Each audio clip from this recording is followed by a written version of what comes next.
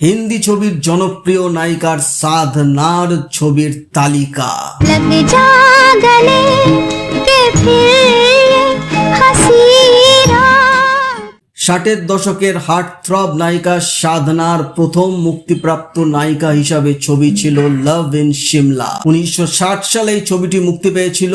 ইকবাল কুরেশি এই ছবির সঙ্গীত পরিচালক ছিলেন, জয় মুখার্জি এই ছবির নায়ক ছিলেন এবং বক্স অফিসে প্রথম ছবিটি হিট করেছিল এবং এই ছবি থেকেই সাধনা রাতারাতি স্টার হয়ে যান। এর পরের ছবি পরখ, এই বছরেই 1960 সালে এই ছবিটি মুক্তি পেয়েছিল। সলিল চৌধুরী এই ছবির সুরকার ছিলেন, বিমল রয় এই ছবিটি পরিচালনা করেছিলেন, বসন্ত চৌধুরী বাংলার এই ছবির নায়ক ছিলেন এবং বক্স অফিসে পরখ হিট করেছিল।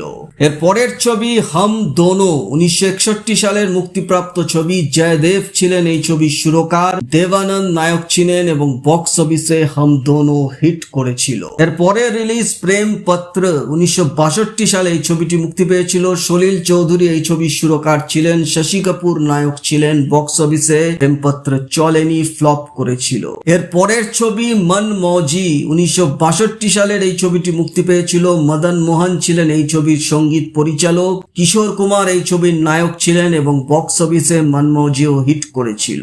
এর পরে রিলিজ এক মুসাফির এক হাসিনা, 1962 সালের মুক্তিপ্রাপ্ত এই ছবি। ওপি নাইয়ারের সুরে সুপারহিট গান ছিল এই ছবিতে। জয় মুখার্জি ছবির নায়ক ছিলেন এবং বক্স অফিসে এই ছবিটিও হিট করেছিল।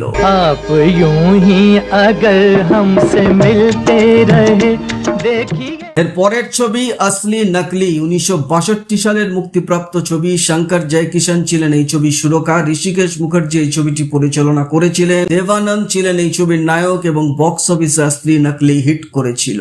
तेरा मेरा प्यार अमर फिर क्यों मुझ पे। পরের রিলিজ মেরে মেহবুব, 1963 সালের এই ছবিটি। নওশাদ সুর দিয়েছিলেন, রাজেন্দ্র কুমার ছিলেন এই ছবির নায়ক এবং বক্স অফিসে মেরে মেহবুব সুপার হিট হয়েছিল।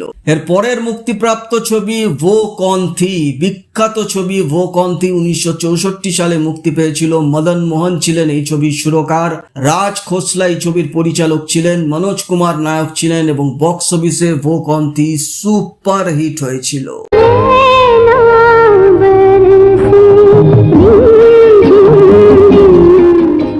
এর পরের ছবি রাজকুমার, 1964 সালে এই ছবিটি মুক্তি পেয়েছিল। শঙ্কর জয়কিষান ছিলেন এই ছবির সুরকার, শাম্মী কাপুর নায়ক ছিলেন এবং বক্স অফিসে রাজকুমার হিট করেছিল।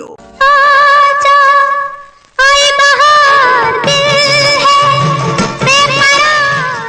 পরে রিলিজ দুলহা দুলহন, 1964 সালে এই ছবিটি মুক্তি পায়। কল্যাণজি আনন্দ এই ছবির সুরকার ছিলেন, রাজ কাপুর নায়ক ছিলেন এবং বক্স অফিসে দুলহা দুলহন হিট করেছিল। এর পরের ছবি আরজু, 1965 সালে এই ছবিটি মুক্তি পায়। শঙ্কর জয়কিষানের সুরে সুপার হিট গান ছিল এই ছবিতে সবকটি। রাজেন্দ্র কুমার নায়ক ছিলেন এবং বক্স অফিসে আরজু সুপার হিট হয়েছিল। अजीर उठ कर अब कहाँ जाएगा। এর পরের ছবি ওয়াক্ত, 1965 সালে এই ছবিটি মুক্তি পেয়েছিল। রবি ছিলেন এই ছবির সুরকার, সুনীল দত্ত নায়ক ছিলেন। সাধনার অপোজিট মাল্টি স্টার কাস্ট ছবি ছিল এবং ওয়াক্ত বক্স অফিসে সুপার হিট হয়েছিল। পরের ছবিটি আসে মেরা সায়া, 1966 সালে এই ছবিটি মুক্তি পেয়েছিল। মদন মোহন এই ছবির সুরকার ছিলেন, রাজ খোসলা পরিচালক ছিলেন, সুনীল দত্ত ছবির নায়ক ছিলেন এবং বক্স অফিসে মেরা সায়া হিট করেছিল। এর পরের ছবিটি আসে গবন, 1966 সালে এই ছবিটি মুক্তি পেয়েছিল। শঙ্কর জয়কিষান এই ছবির সুরকার ছিলেন, সুনীল দত্ত নায়ক ছিলেন এবং বক্স অফিসে গবন অ্যাবভ এভারেজ ব্যবসা করেছিল। এর পরের রিলিজ বদতমিজ, 1966 সালের মুক্তিপ্রাপ্ত ছবি। শঙ্কর জয়কিষান এই ছবির সুরকার ছিলেন, শাম্মী কাপুর নায়ক ছিলেন। বক্স অফিসে বদতমিজ অ্যাবভ এভারেজ ব্যবসা করেছিল। পরের ছবিটি আসে অনিতা, 1967 সালের এই ছবিটি মুক্তি পেয়েছিল। রাজ খোসলা ছবির পরিচালক ছিলেন, লক্ষ্মীকান্ত প্যারেলাল সুরকার ছিলেন, মনোজ কুমার নায়ক ছিলেন, বক্স অফিসে ছবিটি ফ্লপ করে। এর পরের ছবি সচ্চাই, 1969 সালে এই ছবিটি মুক্তি পায়। শঙ্কর জয়কিশন এই ছবির সুরকার ছিলেন, শাম্মী কাপুর নায়ক ছিলেন। বক্স অফিসে এটিও চলেনি, ফ্লপ করেছিল। এর পরে রিলিজ ইন্তকাম, 1969 সালের মুক্তিপ্রাপ্ত ছবি। লক্ষ্মীকান্ত প্যারেলাল এই ছবি সুরকার ছিলেন, সঞ্জয় খান নায়ক ছিলেন। বক্স অফিসে ইন্তকাম হিট করেছিল। এর পরের ছবিটি আসে এক ফুল দো মালি, 1969 সালে এই ছবিটি মুক্তি পেয়েছিল। রবি ছিলেন এই ছবির সুরকার, সঞ্জয় খান এই ছবিরও নায়ক ছিলেন এবং বক্স অফিসে এক ফুল দো মালি হিট করেছিল। ओ मजनू के नाना मेरे पीछे न आना जा प्यार करने वाला। এর পরের ছবি ইশক পর জোর নেহি, 1970 সালে এই ছবিটি মুক্তি পেয়েছিল। এস.ডি. বর্মন ছিলেন এই ছবির সুরকার, ধর্মেন্দ্র ছিলেন ছবির নায়ক এবং বক্স অফিসে ছবিটি অ্যাভারেজ ব্যবসা করেছিল। এর পরে রিলিজ আপ আয়ে বাহার আই, 1971 সালের এই ছবিটি। শঙ্কর জয়কিশনের সুরে সুপারহিট গান ছিল এই ছবিতে। রাজেন্দ্র কুমার নায়ক ছিলেন এবং বক্স অফিসে ছবিটি হিট করেছিল। मुझे तेरी मोहब्बत का सहारा। এর পরের ছবিটি আসে দিল দৌলত দুনিয়া, 1972 সালের মুক্তিপ্রাপ্ত ছবি। শঙ্কর জয়কিশন সুরকার ছিলেন, রাজেশ খান্না ছিলেন ছবির নায়ক। বক্স অফিসে দিল দৌলত দুনিয়া ফ্লপ করেছিল। পরের ছবি হাম সব চোর হ্যায়, 1973 সালে এই ছবিটি মুক্তি পেয়েছিল।